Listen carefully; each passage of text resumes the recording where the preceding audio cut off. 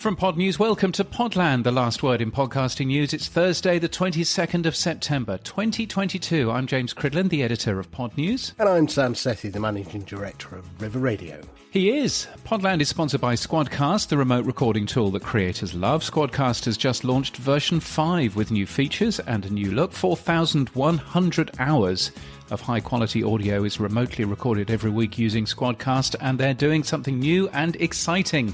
They have a new Slack channel where you can share Squadcast updates. Well, they can probably share Squadcast updates with you.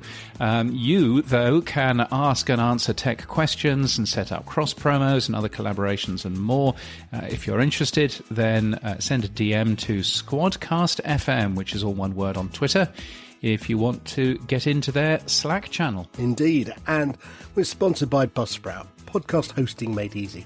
Last week, 3,421 people started a podcast with Buzzsprout, and now there's Buzzsprout ads to grow your podcast wherever it's hosted. And new to Buzzsprout ads, you can now monetize your back catalogue.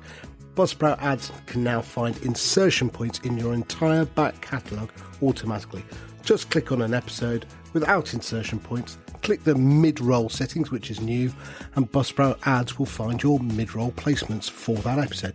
It's especially useful if your podcasts are evergreen. It's very cool, and we thank them both for their support. Podland is where Sam and I review the week's top podcasting stories covered on Pod News. We support both transcripts and chapters, so you can jump to the part of this podcast that interests you the most.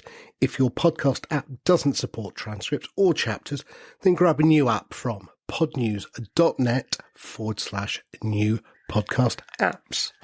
Now, James, let's get on with the news. As expected, the big announcement, Spotify's launched audiobooks, and as expected, it's only in the USA. Audiobooks will, though, cost extra, so it's on top of your subscription, but interestingly, you'll be taken to a different website to make the purchase. James, tell me more. Yes, I guess you'll be taking to a different website to purchase it, so that Apple and Google don't get their sticky mitts on 30% of the price of the book. But as you say, they are an extra cost. Spotify's Nir Zickerman, who is the other founder of Anchor, he calls it an epic shift in a blog post that he's posted on Medium, and former Spotify exec Michael Mignano, friend of the show, calls it a big deal for creators in a Twitter thread, and he goes quite sort of hard against Audible. He says that Audible has an effective monopoly and a flat rate pricing model, and boo, and Spotify is going to change the world. I can't really see the difference between what they're doing and Audible. As I said last week, I had a really great lunch with Will Page, friend of the show, who's the ex-chief economist for Spotify, along with Oscar Merry. And we talked about different models of payment. You know, they could have done it so differently, but they're going to do it on a, you know, you purchase on an individual basis each book. There are going to be no exclusives within the Spotify app. I can't create credits. There's no value system for me to create anything. So on Audible, I get credits every month that I've paid for. A book could be $21.99. It could be a different price point on Audible, but I can just pay with one credit. And often the credit is cheaper to buy than it is to buy with cash. Well, I think what Michael Mignano is trying to say is that Spotify lets a creator charge whatever the creator wants to charge, and that's better for the creator. Audible, with their credits, essentially means that everything costs the same, which I find an astonishing thing from a man who used to work for Spotify, which has completely changed the music model so that all music costs the same. And all of a sudden he's saying, you know, but that's a really bad thing, and the way that books work is different. So it's a very peculiar argument. You can tell that he doesn't work at Spotify anymore. I guess I can see his point of view, that actually some people think that their books are worth more. The thing that surprises me about Spotify and audiobooks, and this is a really minor point, but nevertheless I'm still going to make it, is that audiobooks, they all have square bits of artwork in Spotify. Books don't look like that. But nevertheless, all of the artwork is completely square. So some poor person has been redoing all of those book covers and made them all square for 300,000 books, which is the catalogue that Spotify has available. That's quite a lot of hard work. And who knows why they haven't actually just made the audiobooks look like books instead of just a square artwork, a bit like a podcast. But, who knows? Well, it explains why they're so late with bringing audiobooks out then, doesn't it? How else might they have charged for books then, in your opinion? Well, we talked about using the value for value system. And I think, as we start to see how this is evolving out, they could have charged for each book on that model, or they could have charged as a additional flat fee. So they could have gone two ways. One would have been go $16.99 or $19.99 for your subscription to Spotify and eat all you like books, right? Which would have been an interesting model to break the stranglehold. Or the other model, as we say, could have been value for value. So I'm going to read this. So what do you mean by value for value? If you liked this book, then pay the author what you think it deserves? Yeah, I think so. Yeah. You could have had a minimum value. So you could have said it's so much, it has to be, again, they don't support sats, but it could have been 10,000 sats was a minimum value. And then anything above that, you can additionally tip. Now, that would have been an interesting model. The thing is that what they have now got is they've got books, they've got podcasts, and they've got music. They can now start to look at different models. Will Page said something very interesting. He said the reason that the original $9.99 price was made by an executive in Spotify was they went, ooh, how much does Blockbuster charge for a video? $9.99. That's what we'll do. We'll charge $9.99. And they are really struggling with trying to move the price point above $14.99 for a family deal. It's like that is the fixed ceiling and they can't seem to move it. And value for value would allow them to change that whole model of pricing so that you could have variable pricing not only on books and music, but Will said something very interesting. Something like a Beyonce track is more valuable maybe than a brand new track, or a Stephen Fry book is more valuable than a Stephen King book. But each book is currently going to have the same sort of value within the ecosystem. Well, I think that's the point that Michael Mignano is making, that each book can cost whatever the creator wants in Spotify, whereas each book is exactly the same value in Audible, because you end up paying with the credits that you've been given. So I would agree that, a Stephen Fry book may be more valuable than a Stephen King book. And so therefore, you should be able to charge more for it. But coming from Spotify, who have made a big deal of making everything flat rate, it's just strange to see Spotify jumping in and going, okay, well, we're going to make it variable prices for books, but it's all you can eat for music. And for podcasts, you get it for free with ads in there. It's a very confusing system, but, maybe there is a future of an additional plan that you can get, which is, I don't know, $25.99 a month, and that includes as many books as you want. And Spotify essentially ends up working out, well, how many books can the average person use, and how can we make that pay its way? But it's a really interesting sort of maths issue. They are also doing a couple of other things as well. They've been working with a company called Wattpad, and they are bringing Indonesian and Filipino web novel authors to podcasting. Don't know much about the web novel scene, but it's sort of manga and that sort of thing, and they are essentially bringing those authors into the podcast world and making them audio books, which I think is interesting, or audio web novels, whatever they are. And they've been also doing some interesting things with their video podcasting service, or at least other people have been using interesting things with their video podcasting service, haven't they? Yeah, it seems that apparently it's being used to pirate movies. The company claims it takes IP infringement very seriously. Of course they do. But you found, James, that and previously reported that Anchor has been using pirate podcasts Tell me more, because obviously you've written about this. How are they hiding movies within it then? Let's just take a quick break. Hi, I'm Greg Krino, host of The Greg Krino Show. Each week, I interview experts and people with unique experiences to help you become a better critical thinker and gain a deeper understanding of the world. As a combat veteran, former fighter pilot, and attorney, I use the skills I've learned to pick the brains of some incredible guests. From military leaders and astronauts to politicians and POWs, The Greg Krino Show has it all. Listen at gregkrino.com. That last name is Krino, or wherever you listen to podcasts.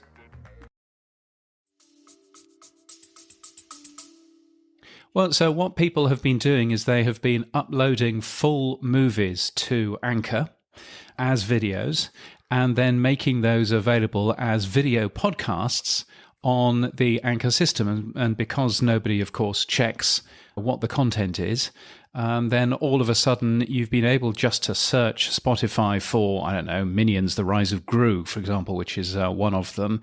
And hey presto, you'd find somebody's pirate copy, which they've uploaded to Anchor as a video podcast and is now available in the Spotify service. Which seems an unforeseen thing, presumably, of what some people might end up using Spotify's video podcasting for.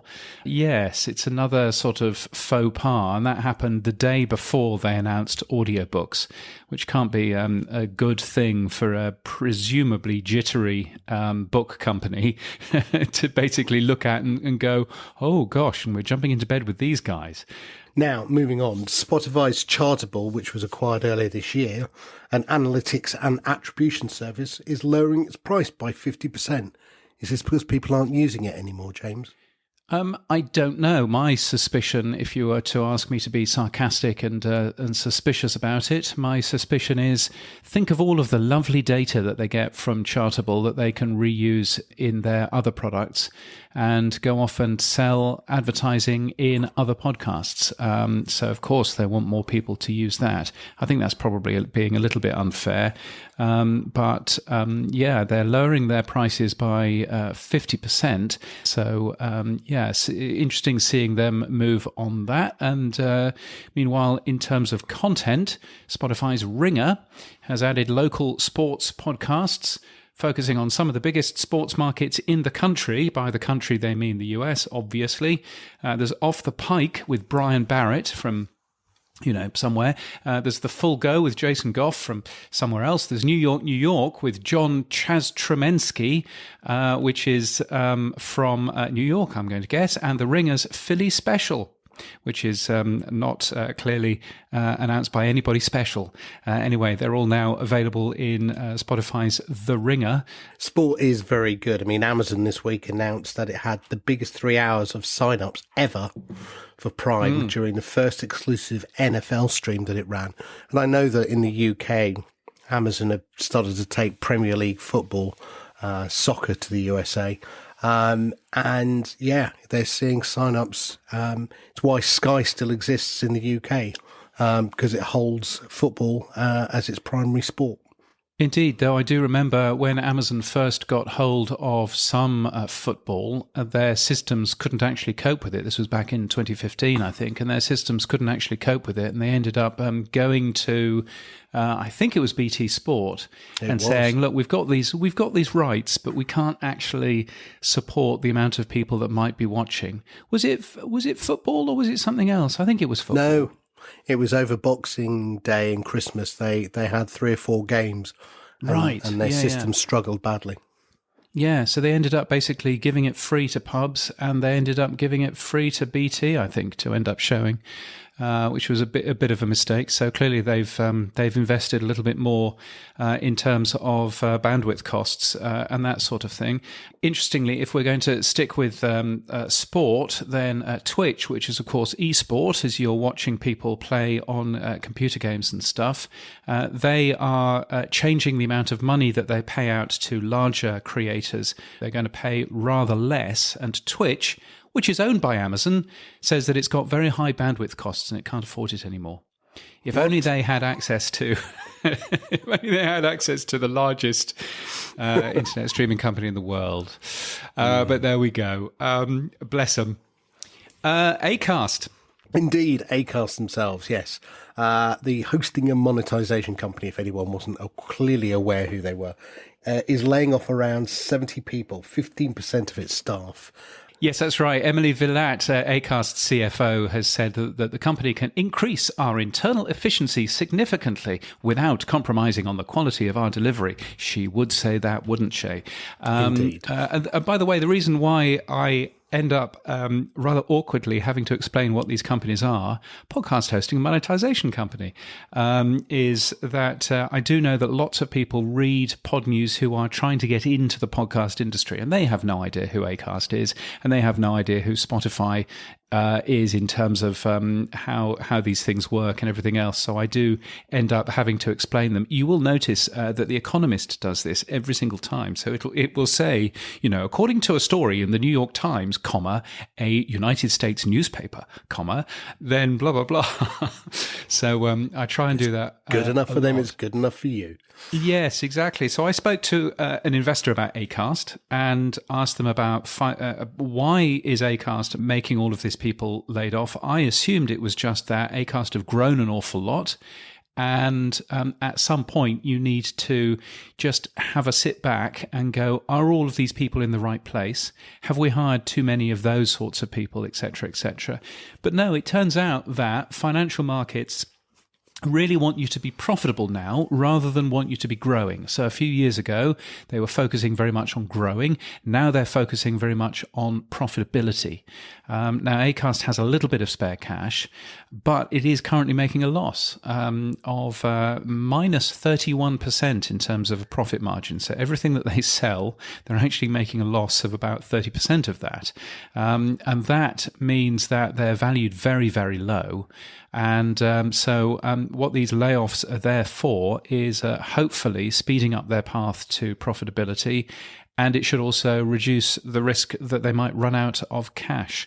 So that's why they're doing that. And I think it's probably a sensible thing, given Acast's growth, for them to have a look at this sort of thing. I don't know.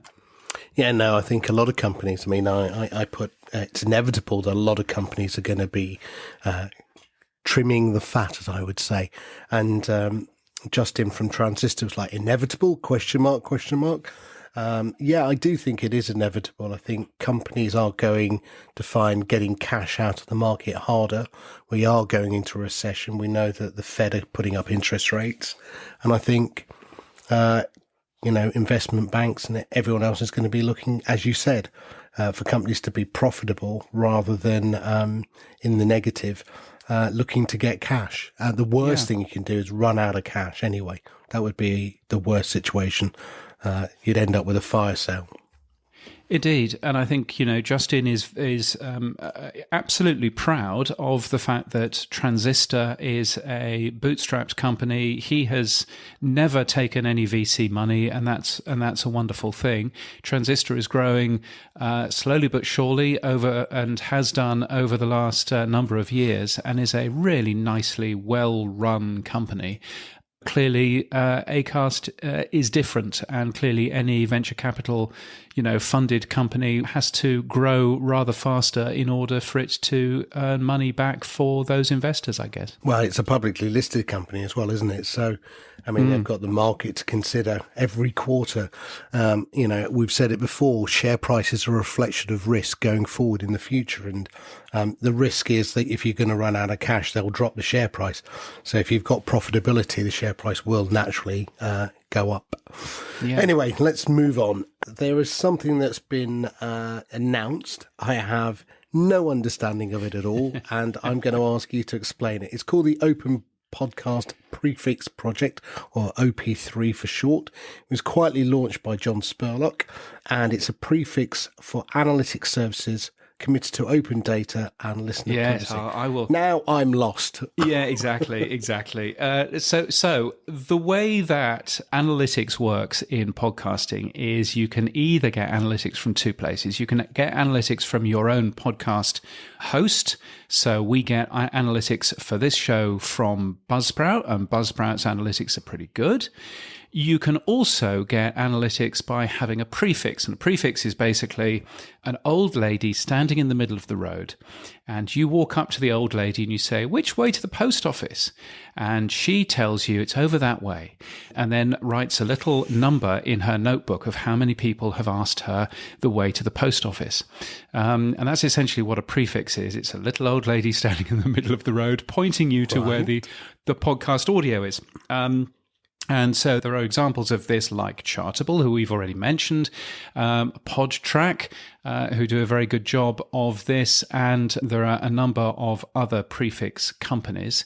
So you're probably wondering, well, what's the point of the Open Podcast Prefix Project, or OP3, because we've already got one of those? And the answer is, well, yes, we do, but the Open Podcast Prefix Project is completely open. So I've already put it on Podnews's podcast downloads, for example. Now, anyone can see how many downloads I've got, but more to the point, can also play with that data. So you can have a look at the user agent, you can have a look at the masked IP address. You can't work out the IP address, but you can work out individual people, all of that kind of side.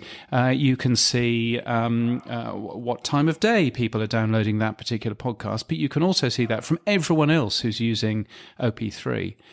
So this is a really interesting tool that basically would enable an advertiser to check on my numbers if they wanted to. It's a tool that enables us as an industry to be able to be more open and check all of those numbers, as well, and should enable things in the future to be able to point to, for example, how successful is Facebook in podcasting, how successful is Amazon in podcasting, et cetera, et cetera. So there's a ton of quite useful stuff in here about keeping data like that open. I can see the value of it now.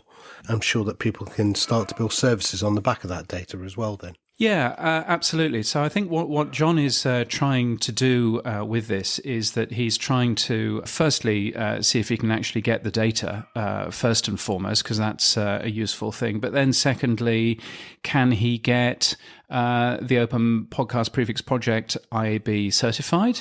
Would that be more useful? Would he be able to do something else? Would he be able to produce, the global stats that Buzzsprout has, which shows you how popular Spotify is and how popular Apple is and blah, blah, blah? That's great, but that's only for Buzzsprout users. So actually, can you do something that's a little bit different in terms of everybody using OP3?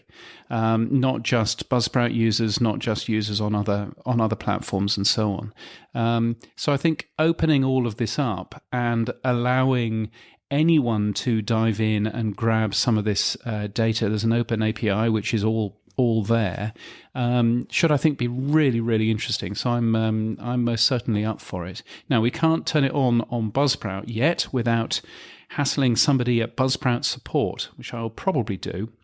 But at the moment, this show isn't going through OP3, but the Pod News podcast certainly is, and it's fascinating seeing all of that data coming in. Yeah, we'll have John Spurlock on the show next week to tell us more about it in person, so I look forward to that. We mentioned Justin earlier from Transistor, and Justin's already supported the Open Podcast Prefix project as well.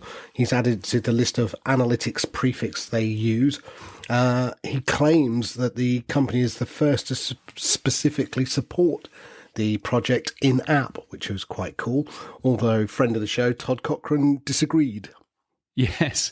Todd, and I can see his point of view, says podcasters have been able to use any prefix that they want since 2006. No code is blocking them from doing so, including the OP3 prefix. Surprised that was newsworthy. The reason why it was newsworthy is that the way that Transistor supports prefixes is that they have a big list of them with just a little tick box. So instead of relying on you, the podcaster, to know that these prefixes exist, to know how to sign up for them in OP3's side, you don't even need to sign up. But, you don't need to know anything about them. You can just tick the box and away you go.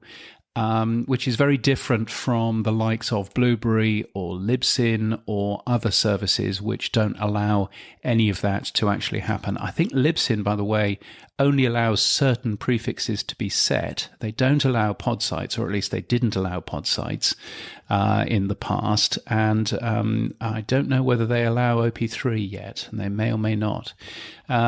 So that's why I ended up covering it. But I can completely see from Todd's point of view that Blueberry already supports it. You can just type in the OP3 prefix if you happen to know it. Well, we'll find out more next week. Now, another thing, I have no idea what's going on, so just ask you. It's much easier.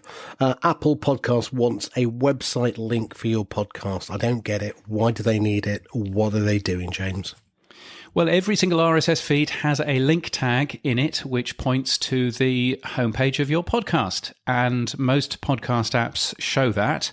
So you can go and find out more about your podcast and blah, blah, blah. It's a requirement to, for example, appear in Google Podcasts. You have to have a link to a podcast's homepage. Now, that could be your page on Buzzsprout. It could be your page on your own website. It could be a service like Podpage, but you do have to have a link. Now, Apple Podcasts haven't until recently required a link, and they still don't kind of require one. But what they've said in an email that they've sent out to people is that your podcast really ought to have a link because it's an EU legal requirement that your website contains a legal address, telephone number, and email. And I think if you've ever visited a German website, then you'll see an Impressum, which is basically exactly that. It's the name of the publisher, it's a telephone number, it's an email for you to be able to get in touch. Apple is saying that that's an EU legal requirement, which you may or may not fall foul of, and so therefore they want a website link to make sure that that is, acceptable and legal. It's probably a good idea anyway. I mean, why would you not have a link to your website? And I know that if you're with Buzzsprout or with Libsyn or with any other large podcast host, Transistor, then you will automatically come with a website link anyway. So it's not a big deal, but it's interesting seeing that Apple have been asking for one. Google seems they also want it too as well, James. Yeah, that's right. So Google have asked for one. I think, in fact, Spotify don't show them. And perhaps that they should. Perhaps that this is a thing. If it's an EU legal requirement, then perhaps Spotify ought to be showing them. Podnews podcast pages have showed them forever, and in fact will kick up an error if your link isn't there or if your link is in the wrong format. So it seems to me to be a sensible thing if you are operating a podcast app for you to link to the podcast's homepage. Why would you not do that? That seems a sensible thing for creators. So nice to see that Apple Podcasts is doing that again. I think they always used to, but they've now started doing that again. And good to see that, other people are also having a look into that as well. Again, Spotify, where are you? Now, moving on, a company I'm fascinated by is Podimo out of Denmark. The European subscription podcast service has just raised a whopping 58.6 million euros or $58.5 million. I don't know why we even need to translate currencies anymore. It's one for one now. Yes. Anyway, they have previously raised more than $116 million.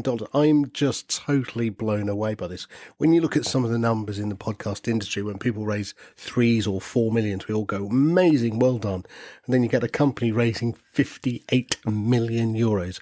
Tell me more about Podimo, James. Yeah, they are a fascinating company, and there's a lot of myopia in the US podcasting world about, we're the United States, we're the best at podcasting. Nobody will ever learn anything from Europe or anywhere else in the world. And I think that that's misplaced. And this is one of the reasons why. Podimo is a very successful subscription service for podcasts and audiobooks. There's the audiobook word again. It has been incredibly successful, both in Denmark, but also in Germany, Spain, Norway, the Netherlands, Finland, and all across Latin America as well. You can have a listen to original and exclusive shows ad-free, and you pay for access to some of these large shows. And apparently their first market has turned profitable just 3 years after launch. Many of their other markets are on a similar trajectory as well. And so basically they need to, I'm guessing, pay for more great content to lure more people to spending money. And it would be really interesting to learn a little bit more. You haven't had your black book of contacts out, have you, Sam? Well, strangely, yes, I reached out to Morten Strunger, the CEO and founder of Podimo, and I'm glad to say he's coming onto the show next week to tell us a lot more about Podimo. Excellent. And he's a good-looking man, by the way. He's a very good-looking man. Yes, well, all Scandinavians are, apart from the film. Yes, no, absolutely. Hit that follow button now, or that subscribe button if you haven't done so already. That's a good thing.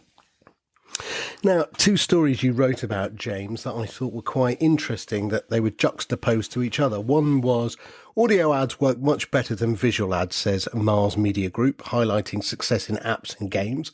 And then somebody called Adam Rostad posts 3 reasons why you should stop buying ads on podcasts, citing pod fading, skip buttons, and a jarring creative effect. He recommends making your own podcast instead of paying for ads. So what is it, James? Should we be buying audio ads on podcasts, or are they a total waste of time? Well, the appearance of a story in Pod News does not necessarily mean that I agree with it. Let's just make that clear. First of all, Mars Media Group are a company that actually sell advertising, audio advertising into games. And what they're saying there is that if you play an audio ad while you are playing a game, then that is a far less irritating and frustrating thing than stopping a game and then playing something visually that actually stops you from playing that game. Tick, I agree. I think that makes an awful lot of sense. Is it useful for podcasters to know that? I think so, because I think that there's some parallels there in terms of how audio ads work in podcasting as well. So Mars Media Group, obviously they want to sell more audio ads inside games rather than those annoying visual ads that stop you from playing something and you have to sit and wait for 30 seconds while you get another, token or whatever it is. So completely get that. They're a company out of Israel, by the way. Adam Rostad, he's basically trying to get small companies to make their own podcasts. And that's fine. And the way that he's doing that is he's throwing podcast advertising under the bus by saying it's rubbish and you should stop buying ads and instead you should pay people like him to make a podcast for your company instead. And, that's an option, I suppose. I don't think it's particularly helpful to anybody. But he's saying that podcasts don't hang around forever and quite a lot of podcasts pod fade. Well, great. What's that got to do with buying ads on podcasts? You've heard them. Don't really understand that. Podcasts have skip buttons, he's discovered. Well, yes, they do have skip buttons, but there again, we know that podcast advertising works. So, some people use skip buttons. That's great. Some people flick the button when the ads are on the radio and flick to a different station. It's not necessarily the reason why you should stop buying ads. And then finally, and I would agree with this, some of the ads that you hear on podcasts aren't very good. Absolutely. But that doesn't necessarily mean that all of them are. So I'm not necessarily sure that I agree with Adam's post, but I thought that it was an interesting viewpoint. What's this screenshot that you have put in this in our show notes then, Sam? It was from Adam's blog post that he wrote, and he said in 129 days, 22 hours, He said he's skipped 9 days and 23 hours. He's set his variable speed and saved himself another 9 minutes. He's trimmed some silence and got some 5 more minutes back of his life. So he's just trying to say that there are ways that he has saved time while listening to podcasts, i.e. double speeding it and also skipping. Look, I think it's the dirty little secret, I think. Yes, you say podcast ads work. Are they working because people are paying for them? But are they working because people are actioning on them or listening to them? I know when I've got my cable box at home, as soon as the ads come up between House of Dragons or, Power of the Rings, I'm first on the fast forward button past those ads, but I'm sure those ads have been bought and paid for. And is that the same with podcasting? Are people listening to those ads or skipping them fast? Yeah, and I'm sure that those ads have been paid for, but I'm sure that the small amount of people who skip through have also been priced into that. I think when you have a look at podcasts, it's a bit different in that we are listening to podcasts normally when we're doing other things. And we aren't hovering over the remote. We aren't looking at something. We are enjoying a podcast while we're doing the dishes or something, or while we're, falling asleep or whatever. When the ad comes on in a podcast, it's a big hassle to all of a sudden fumble around in your pocket and bring out your phone and start, and unlock it, and then find by the time you've done all of that, the ad's gone anyway. So I'm not necessarily convinced that skipping is a big thing. And all of the data that we've seen, and Sounds Profitable is full of it, all of the data that we've seen does show that podcast advertising works. Is there some skipping that goes on? Yeah, absolutely there is. But I don't think it's a massive thing. I think it's already priced in. I mean, similarly, podcast advertising also includes the 13% of podcasts that are downloaded and never listened to. And that's another thing which is already priced in there as well. So I'm not necessarily sure that it's a major thing, but I think it's worthwhile occasionally reminding ourselves that skipping is possible. And if we're not careful, there are certain things that we might do which enable automatic ad skipping in podcast apps. And that wouldn't necessarily be a good plan for creatives and for creators of podcasts. So we should just be a little bit careful in that. And of course, value for value exists too. Yes, I can hear Adam screaming at the podcast right now going, yes, but you don't need ads, just use value for value and pay what you want. Yeah, but I think Adam is also very open that actually, it's not a binary conversation. There's nothing wrong with ads.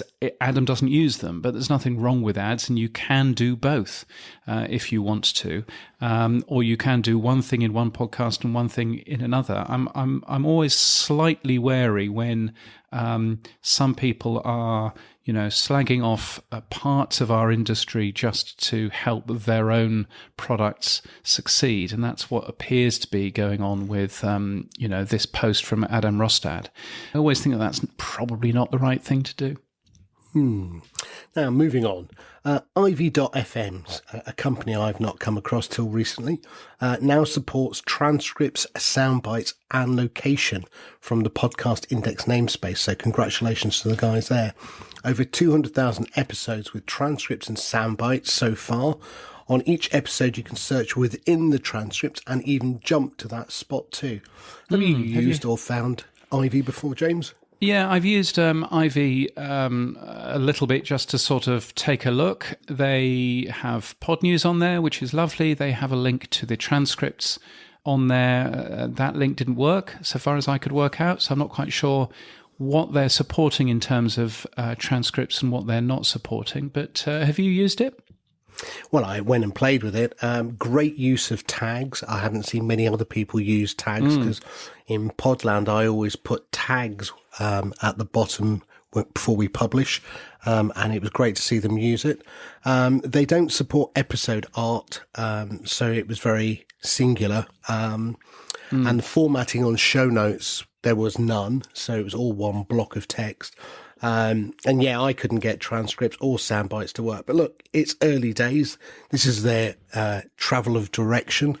Congratulations that they're using the Podcast Index namespace. It's another one to add to the list. And I'm sure whatever bugs we've found, James, they'll probably get fixed, hopefully. Yeah, indeed. And everything changes, which is always the way. And talking about everything changing, Captivate, a podcast hosting company, has just announced version 2 of their dynamic content and monetization engine, Amy, which is essentially a magic tool which allows you to manage dynamic content. That might be ads, it might be other things, quickly and at scale. They've got tagging, they've got some smart interface upgrades and everything else.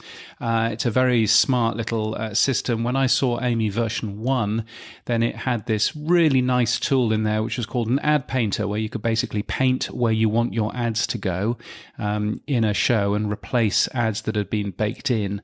So they do some really nice things in there, and nice to see Captivate continuing to innovate on this front. Now, moving on, a new company I haven't heard of before, another one, podcast hosting company RSS Blue has added support for Olby and Fountain digital wallets, which is quite cool. And it's also supporting the Podcast 2.0 value for value tag. It's another podcast host, and they appear to be very keen on podcasting 2.0. They've done a lot of good work around the medium tag and the location tag and funding tags and other things such as that. The clever thing here is that you can actually connect with your Alby wallet or with your Fountain wallet, so it will do all of the complicated bits of filling in all of the random codes for you, and you don't have to worry about that. And I think from that point of view, that's really good to see. A lot of the UX around podcasting 2.0 has been very, very clunky, and it's been fine for geeks like me, but not so fine for normal human beings. So nice to see RSS Blue doing some, good work in terms of a really clear user experience there. I think the other thing that they've done really well is they're beginning to support music as well as a mechanism for payment through value for value using your digital wallet and SaaS. So not only can you pay for podcasts, you can also pay for music. So you can upload your music to them, or you can upload your podcast. And again, as I said, conversations had in private with other podcast company apps. It's not going to be long before people start to compete with Spotify. As I said, I think a couple of weeks back, my daughter won't move from Spotify because she gets everything in one place, music and podcasts. And now with audiobooks, she's certainly not going to move. So podcasting apps are going to either have to compete or differentiate on another way. And it looks like RSS Blue are saying, hey, if you are an individual music artist, yeah, you can host with us as well, and people can pay you through Satoshis.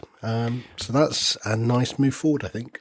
Yeah, I mean, it's certainly a move forward. I'm going to be controversial, and I'm going to say that anything that we are doing in terms of the music medium for podcasting is just trouble. What we're basically saying is to people is upload your music. You will get paid money through your music, money that, by the way, isn't particularly trackable, and nothing's going to go wrong there. There won't be any piracy whatsoever that happens with that. It just looks to me like trouble and trouble and trouble. And if I was building a podcast directory or building a podcast app, the first thing I would do is I would look at any podcasts that has the medium of music and exclude them, because I have absolutely no idea where that music has come from, whose copyright that music is. I'm just really, really concerned about that. But I'm sure brighter people than me have already fixed, all of that kind of stuff. Maybe just stick it on Anchor. No one's checking. It'd be much easier. You're right. Now, talking about copying, actually, Alby has been accused of copying almost word for word an article from Fountain.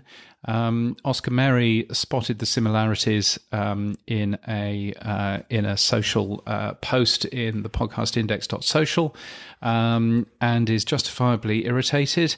Michael Booman, who listens to this show, he's taken the page down. He says he didn't do the required review. That's what he's saying. So it's just a little bit disappointing when you see companies copying stuff that other companies have done. I can see this on the other side, that actually, Fountain's stuff was really well written, and it was nice to give that another airing. But I can also see, from the point of view of Albi, they should probably have asked first before copying stuff, particularly since those two companies are kind of in competition. It would be quite nice had they not grabbed some of that content. So boo, but I'm sure it'll all get fixed in the end. Yeah, I mean, Boomy is working hard on some other stuff which isn't copied. He's written a WebLN-enabled tip web component, and he's also written an embeddable one for your website. These can both be found on a new website called makers.bolt.fun. And actually, on the 12th of October, they'll be doing something called the Legends of Lightning, which is a hackathon to allow people to create more Lightning plugins, apps, whatever it may be. The award, though, is $60,000 to the maker who builds the most innovative and awesome Lightning project.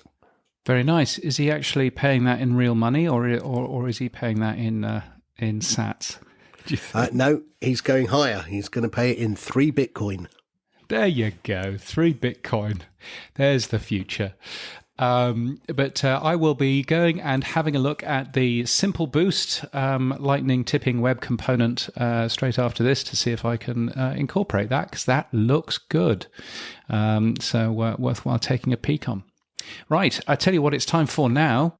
Now it's time for the Boostergram Corner. Boostergram Corner. I don't know a thing about crypto. It is. It's time for Boostergram Corner. Now we've got a boost from Adam Curry. In fact, we've only got one boost this week. I don't know whether that's because my Umbrel is a little bit upset. The electrician came the other day, tried to put something on, didn't put something on, had to turn the power on and off and on and off.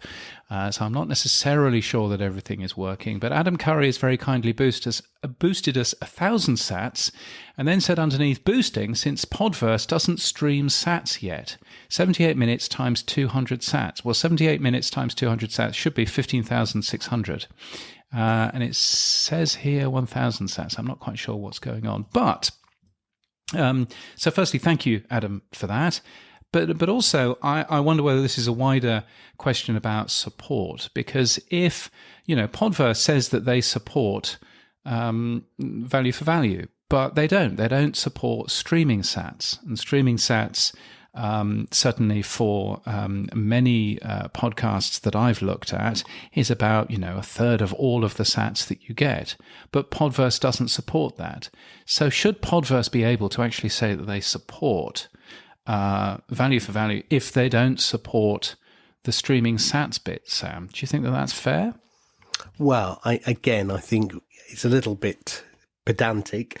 I think they are moving in the direction. They've started to support value for value, and I think they should be hat tipped for doing that. Yeah, I mean, they haven't fully supported it, and hopefully they will in the next issue. So again, I'm not going to give them a demerit or put them on the naughty step for it. But I wonder. So there's a conversation going on in GitHub at the moment around web monetization, which is another form of. It's a bit like Sats, but it's with fractions of actual dollars, where you can send money to your favorite websites. And Podnews has actually supported that for the last year and a half, and I think we've got about 80 cents from it. So there you go.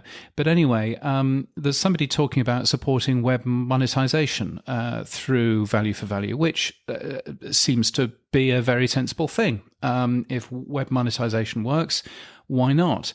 But what that then means is that it's not as simple as finding an app that supports value for value, it's then going, okay, well, this app supports value for value, but does it support the web monetization bit? Or does it support the streaming sats bit? Or does it support X, Y, and Z? And it just sort of worries me that we actually don't necessarily know, even if you say that something is capable of supporting, the value for value stuff, are they actually properly supporting it? And I think, again, there may be trouble ahead. Well, there may be. But I think for most listeners or users of the app, again, it's a step forward. I think it's just getting them into what's a wallet, what's sats, what is this payment. I think streaming is something that's much further down the road. I mean, I'm pretty cool with it. I'm sure they'll integrate it when they're ready. But, we will see whether they do it or don't. Now, look, moving on quickly, James. Tom Webster was a guest on 6 Pixels this week, and he put up a tweet which I thought was quite nice. He said, "Congratulations to Mitch Joel on episode 845, talking about the future of podcasting is what he was doing. And he noted that this is the longest running business podcast." So I haven't heard of 6 Pixels, but have you used it, heard it, listened to it? Me neither, I'll have to tell you. No. But there are plenty of podcasts out there which I have not heard of. So I wouldn't necessarily What are you worry doing, about James? Maybe you should skip some ads. It's the 6 Pixels of Separation podcast. It's been hosted by Libsyn for, many years, given that it's on episode 845. I mean, the archive goes all the way back to September 2003, so it's a proper OG podcast. If that's the case. So it'll be, worthwhile checking out. What else is worthwhile checking out? There's a story in Bitcoin Magazine about podcasting 2.0's value for value funding. They're basically saying it's the future of Bitcoin. It's the future of a lot of things, which is all very exciting. There was something that you say is a really interesting read about value ranking and podcasting. Yeah, I mean, again, last Christmas, I started to write a piece. I think I shared it with you, Adam, and Dave, which was Web3, in my head is Ethereum, NFT, and that whole stack. But RSS has all the traits of Web3, data portability, interoperability, monetization, and ownership. And again, the first piece, the Bitcoin Magazine piece about podcasting's value for value, Marty Ben, who wrote it, is picking up on that fact. He's saying, look, here's a way that you can monetize and decentralize, and it's peer-to-peer. And so he's understanding that RSS plus, the micropayment systems that we're using and the value tag are beginning to allow this to happen, which is what Web3 hoped will happen, but we're already doing it in podcasting. So I think it's a really interesting read. And Max Webster has gone one stage further. He's questioning Google's search. He's saying it's vulnerable because it can be easily gamed now. So many people understand how to game Google's page rank and SEO. And him and Oscar Merry from Fountain have been talking about a new thing called the value rank or the market rank, which is another name for it, which they use native currencies such as sats to have a indication of whether this content is high value. So if people start to pay micropayments instead of likes or hearts or thumbs up for content, then maybe you can create a new ranking system in search engines that says, this piece of content, whether it's a podcast, music, a book, or a web page, has got a lot of interaction and attention, and maybe we should value it higher, and therefore in a search engine result it would show differently. So it's an interesting piece. I think it's just an interesting thought process of, are we moving into the attention economy now that we have a micropayment system that allows us to value content for the first time ever? Well, you'll find that linked from our show notes, which you will find at allthews.podland.news.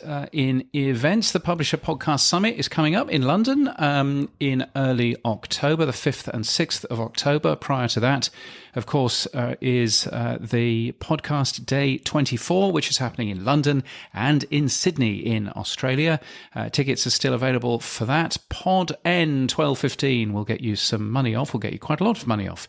If you want to come along to that, if you come to the London event, you get to watch the Australian event from the comfort of your own home and the other way around as well. The winners of the Irish Podcast Awards were announced last week in Dublin.